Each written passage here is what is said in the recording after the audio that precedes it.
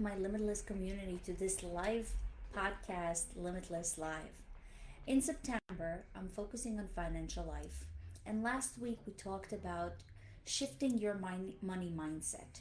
I did it on Monday and Thursday, and we talked about how we can actually change the mindset from limiting ourselves about money to having a mindset of abundance. Today, I want to go deeper into the practices of how to budget with freedom. But first, let me reframe the word budget. For many people, it feels like a restriction, like a deprivation, or even failure, like a punishment for not being good with money. But here's a new perspective: a budget is simply a spending plan. And when you create that plan with intention, it's not about saying no, it's about creating freedom. It's about creating choices and, of course, peace of mind. As John Maxwell famously says, a budget is telling your money where to go instead of wondering where it went. Again, a budget is telling your money where to go instead of wondering where it went. And that's what I want to talk about today. So let's first reframe budgeting versus spending plan. The old way, which is budgeting, feels restrictive. Don't spend, cut back, no fun. A lot of times it's guilt based. When you overspend, you feel like you failed.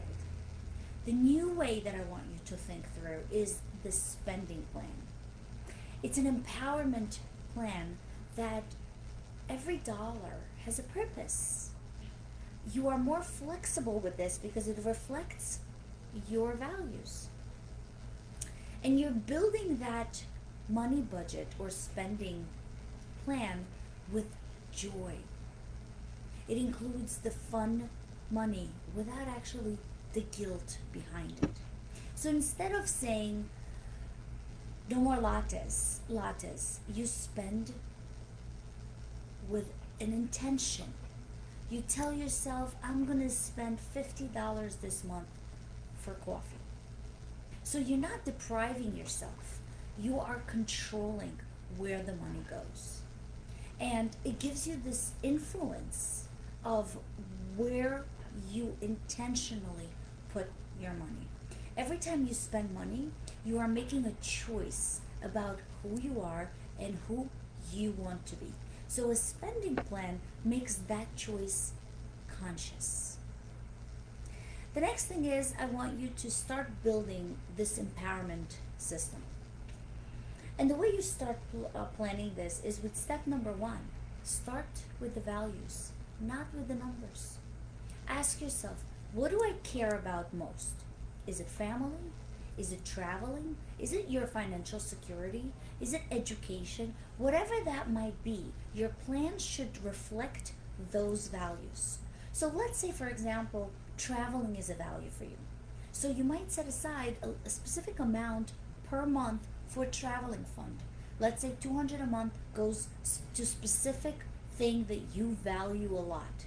And even if it means that you're cutting back on something else, like shopping or something else that you want to do, because your value for traveling is more important. Once you establish that value, there are three core categories that you should use. And it's a formula that have been worked for many different reasons. So I want you to listen to this and try to formulate similar idea for yourself. 50% of your income should go to your needs, which is rent, food, utilities, car expenses, and so on. If it overflows of 50%, you have to reevaluate your budget and where you spend the money for. 30% should be your wants. And your wants could be fun, lifestyle, joy purchases, whatever you want. Any Broadway show that you want to attend. And then the other 20%, the last 20%, are for your future planning. That could be saving, paying off debt, which is very important, and of course, investment. And even that 20% can be divided into three buckets, which we can talk about that later as well. So, this is the famous 5-30-20 rule, which is really famous from the book All Your Worth by Senator Elizabeth Warren. And she teaches the importance of that 50-30-20. Once you formulate that, and once you know your income and how much you should delegate to either each of these categories, you should automate for success. So automate all of your bill pay, so that reduces stress, reduces your late payment, reduces the fact that you forgot to pay something and then you deal with those latenesses and so on. Automate it.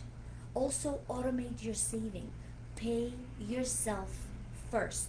As soon as you get your pay, out of your pay, that 20% should go to a different account where you allocate for that saving, and automate your investment. The future proof wealth is so important. Make it automatic. We all forget, and if we don't do that automatically, it just goes on the back burner and we say we'll do it later. So there is an example that I can give you about Warren Buffett. He still lives in the same modest house that he bought in 1958. And why is that? Just think about it. He has so much money. He can do so much more with this. He can live in a mansion for what it matters. So why does he do that? He does this because of his value. His financial freedom and security is so much more important to him over the unnecessary lifestyle inflation. And he actually says, do not save, do not save what is left after spending, but spend what is left after saving. So that's just a way of thinking, and your value might be different than his value, and that's okay. But as long as you do the financial break according to your value. There are many different tools, there are apps, there are tracking that you can do. There's app, if you like that, that's called YNAB, and that is for your needs of budgeting, right? So it's proactive, it teaches you, and it gives you a value for every dollar you spend. There's so many different apps. There's an app that's called Mint, which gives you tracking and reminders to log all your expenses and so on. There are other systems like Google Sheets, a notebook, just a simple way of writing monthly categories. And at Exceed Learning Center, we teach how to budget. We do teach how to make the income and expenses. We teach that for teenagers. We even teach that for adults, because it's so important that you know where your money goes.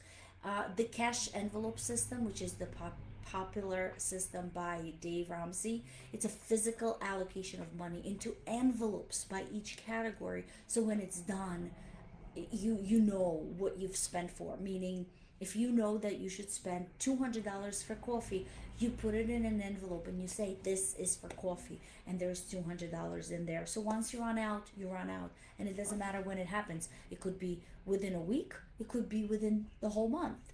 But you know your budget. And the same for, let's say, spending on clothing. Whatever that is, you do. So that's called the cash envelope system. You should also have a weekly money date. Book 15 minutes every week where you review your spending, you celebrate your wins, and you adjust your categories. I do that daily on Fridays. Friday is my day that I check all my income, all my expenses, where I need to add, what I need to remove, and that is really important. Make it fun. Don't make it an obligation. Put some music, sip a tea, journal about your financial goal, but make it something that you're consistent with. And there's so many different achievements that you will get once you become disciplined about money. Jim Rohn says, discipline is the bridge between goals and accomplishment. Budgeting is that bridge. Your building financial freedom is one choice at the time. And that's what I want you to be conscious of. You can really overcome that budget chain, because many people give up the budgeting because they failed once. The truth is, it's not a failure, it's a feedback. treat overspending like data, not shame. So if you plan to spend 300 in groceries, but you actually spend 400, don't beat yourself up. Ask, why did I go over?